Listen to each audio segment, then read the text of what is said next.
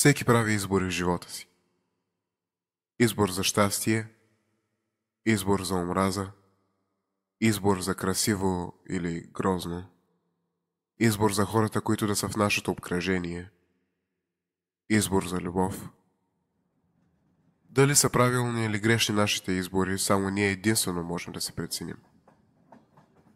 Моите избори ли? Моите избори винаги са били едни от най-хубавите и грешни избори. Хубавите избори са ми давали огромно щастие и като се сетя за даден пример от тях, все още ме кара да се усмихвам широко. Макар и да съм правил грешни избори, не съжалявам за нито един от тях. Няма как да съжаляваш за нещо, от което си взел поука.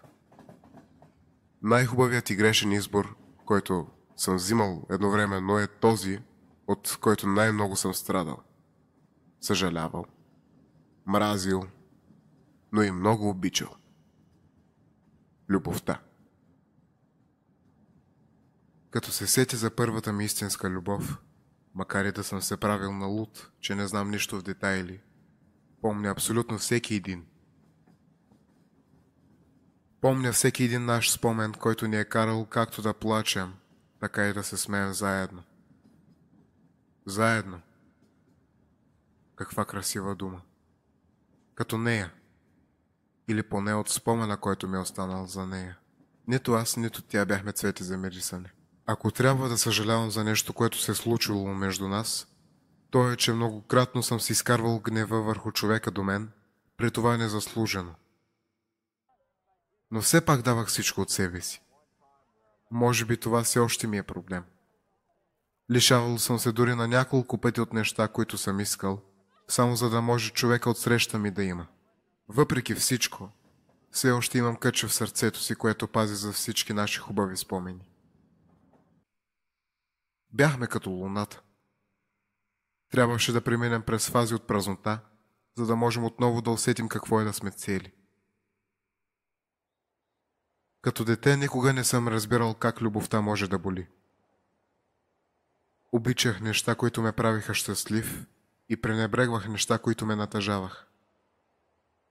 Пораствайки обаче, разбрах, че възрастните са прави. Няма нищо по-болезнено от любовта. Ще ми се тогава да бях ти казал истината. Когато човек излъже, е много по-трудно да му се прости. Но още по-трудно е да прости сам на себе си. Дали съм си простил? Не съм убеден. Но съм сигурен, че успях да продължа напред, колкото и трудно да ми беше. Заех се с куп неща само и само за да избягвам мисълта за теб. Разпокъсах се на много места и това беше много шантав избор. Любовта ми остана доста по-назад в плановете след нея.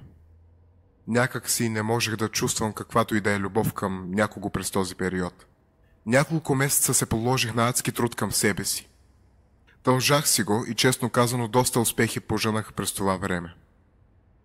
Нещо, на което се научих, е, че всичко е въпрос на избор. Моят избор е, щом падна, да стана 2 пъти по-силен. Моят избор е да продължа в същата посока, към която съм тръгнал, и никога да не се връщам повече назад. Но най-важният ми избор е да остана верен на себе си. За мен това е изповед пред моите правилни и грешни избори и да благодаря, че съм ги направил. Без тях щя да тъпча на едно място, без да имам тази промяна. Като за финал ще си позволя да цитирам Димитър Талев. Слаба е и бедна човешката реч. Никога не може да изкаже напълно това, което става в човешкото сърце.